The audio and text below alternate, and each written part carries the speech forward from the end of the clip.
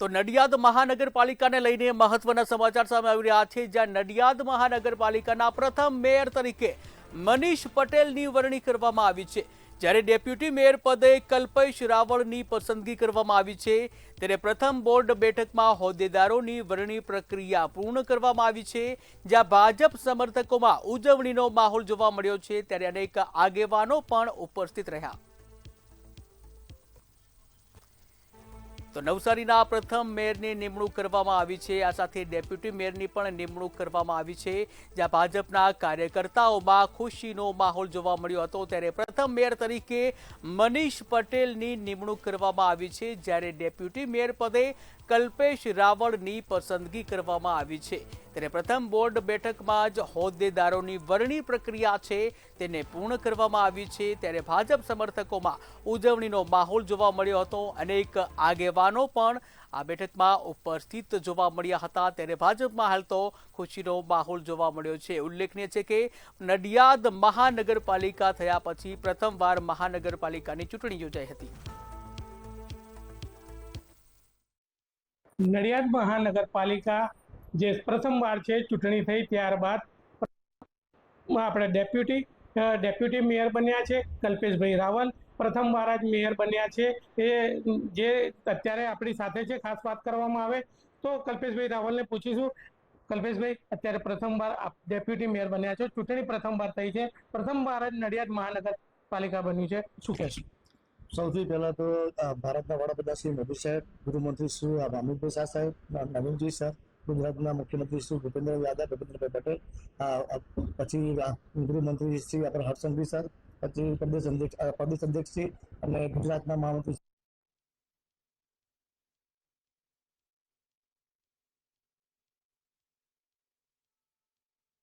સાહેબ અને ખેડા લોકસભાના સાંસદ શ્રી દેવુસિંહ સર અને નડિયાદના લોકલાડીના ધારાસભ્ય શ્રી પંકજભાઈ સાહેબનો બધાનો ખૂબ ખૂબ આભાર। સૌ કાર્યકર્તા મિત્રોનો।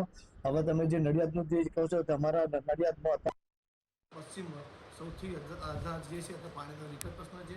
જે નિયર કેનાલ જે મેન કેનાલ બનશે એ તો જેમ બને એમ કેનાલનું સૌથી પહેલાં અમે કામ કરીશું, જેથી કરીને કેનાલનું કામ શરૂ થઈ જાય તો અમારા પશ્ચિમ વિસ્તારનો સૌથી મોટો પાણીનો પ્રશ્ન છે એ અમારે સૌથી પહેલાં હલ કરવાનો છે। ખાસ વાત કરવામાં આવે તો નડિયાદ મહાનગરપાલિકા પ્રથમવાર બન્યું છે, ત્યારે ડેપ્યુટી મેયર પણ પશ્ચિમ વિસ્તારના છે।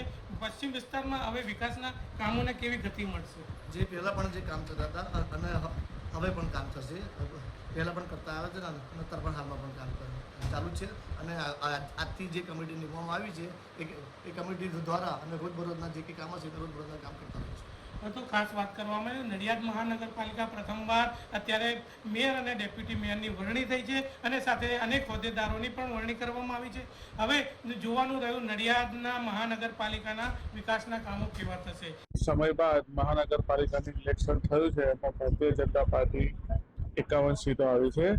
દેશના યશસ્વી વડાપ્રધાન માનનીય શ્રી નરેન્દ્રભાઈ મોદી સાહેબ, માનનીય ગૃહમંત્રી શ્રી અમિતભાઈ શાહ સાહેબ તથા પાર્ટીના રાષ્ટ્રીય અધ્યક્ષ શ્રી નવીનભાઈ જિંદલ સાહેબ તથા ગુજરાતના હિન્દુને મક્કમ મુખ્યમંત્રી માન્ય ભૂપેન્દ્રભાઈ પટેલ સાહેબ, ડેપ્યુટી મુખ્યમંત્રી માન્ય હર્ષભાઈ સંઘવી સાહેબ, પ્રદેશ અધ્યક્ષ જગદીશભાઈ વિશ્વકર્મા તથા અમારા લોકલાડીના ધારાસભ્ય એવા શ્રી માન્ય પંકજભાઈ દેસાઈ સાહેબ તથા જિલ્લાની સંપૂર્ણ ટીમ જે અમારી પર વિશ્વાસ મૂકી અને જે અમને આજે આ મેયરનું પદ મળ્યું છે તે માટે હું સૌનો દિલથી આભાર માનું છું। અને એમની જે કંઈ કામ છે એમના પ્રમાણે અમે પાર કરી અને સારામાં સારું કામ થાય એ માટે અમારા પ્રયત્નો રહેશે। મનીષભાઈ, નડિયાદ મહાનગરપાલિકામાં જે બાકીના કામો છે અને વિકાસના જે કામો છે હવે કેટલી સ્પીડમાં ને કઈ રીતે થશે? વિકાસના કામો તો ચાલુ જ હતા, બોડી નથી તો પણ આપણે બધા જ કામ ચાલુ હતા અને હવે એમાં જે અમે હવે મિટિંગ કરી અને અમે સમીક્ષા કરીને જે કંઈ હવે આવનારા સમયમાં જે કંઈ કામની પ્રાયોરિટી વહેલી હશે અને જે કામ સત્વરે કરવાનું છે એને અમે પહેલી પ્રાયોરિટી આપીશું। તો ખાસ વાત કરવામાં આવે નડિયાદ મહાનગરપાલિકાના નવા મેયર ચૂંટાઈ ચૂક્યા છે અને અત્યારે ડેપ્યુટી મેયરની પણ વરણી થઈ ગઈ છે અને બીજા હોદ્દેદારોની વરણી થઈ ગઈ છે। હવે જોવાનું રહ્યું નડિયાદના વિકાસના કામો કેટલી શરૂઆત થશે અને કેવી રીતે શરૂઆત થશે।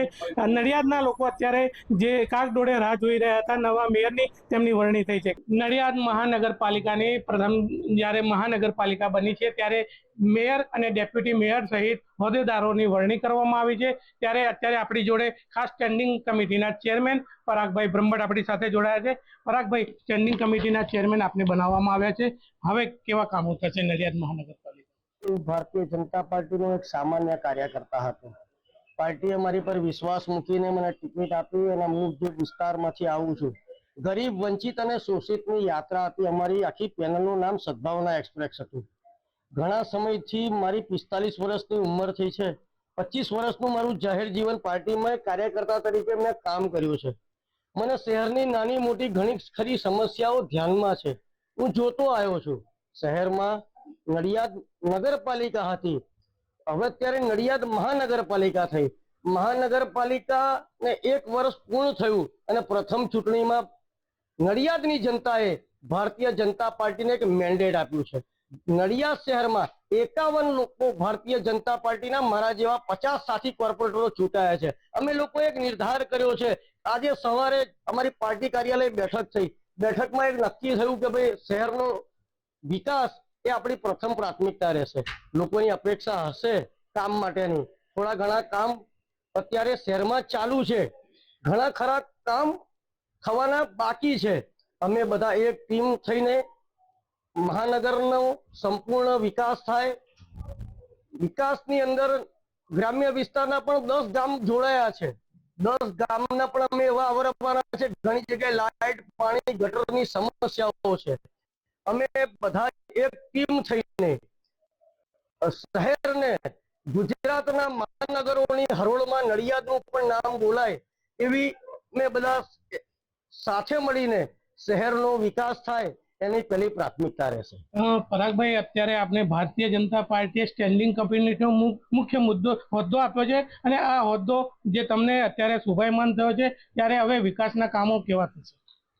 દેશના યશસ્વી વડાપ્રધાન શ્રી નરેન્દ્રભાઈ મોદી સાહેબ, કેન્દ્રીય ગૃહમંત્રી શ્રી અમિતભાઈ શાહ સાહેબ અને ગુજરાતના મુખ્યમંત્રી શ્રી ભૂપેન્દ્રભાઈ પટેલ સાહેબ, નાયબ મુખ્યમંત્રી હર્ષભાઈ સંઘવી સાહેબ, ગુજરાત પ્રદેશ ભારતીય જનતા પાર્ટીના અધ્યક્ષ શ્રી જગદીશભાઈ વિશ્વકર્મા સાહેબ અને આખી જ ગુજરાતની સરકાર વિકાસના નામ માટે ક્યારેય કોઈ પૈસા માગ્યા હોય અને કોઈ ના પડી નથી।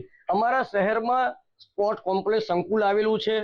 ઘણા શહેરોમાં જે નથી વિકાસ એવો વિકાસ કરવાનો છે। નગરપાલિકામાંથી મહાનગર બન્યું છે એટલે પ્રજાની અપેક્ષા હશે કામની, પણ એક હાથે તાલી પડશે નહીં, 2 હાથે તાલી પાડવી પડશે, તો જ આ શહેરનો સારો વિકાસ થશે। એટલા માટે ઘણા ખરા કામો હજુ પણ બાકી રહ્યા છે। અમે એક ટીમ થઈને હજુ ઘણા ખરા કામો કરવા તત્પરતા રહીશું, એ વાત નક્કી છે। હા, તો ચોક્કસથી નડિયાદ મહાનગરપાલિકાનો વિશ્વાસ છે। જે સ્ટેન્ડિંગ કમિટીના ચેરમેન છે પરાગભાઈ બ્રહ્મભટ્ટ, તેમણે વિશ્વાસ વ્યક્ત કર્યો છે કે હવે વિકાસના કામોમાં ગતિ આવશે। ખેડાથી ભાવેશ શર્મા, મંતવ્ય।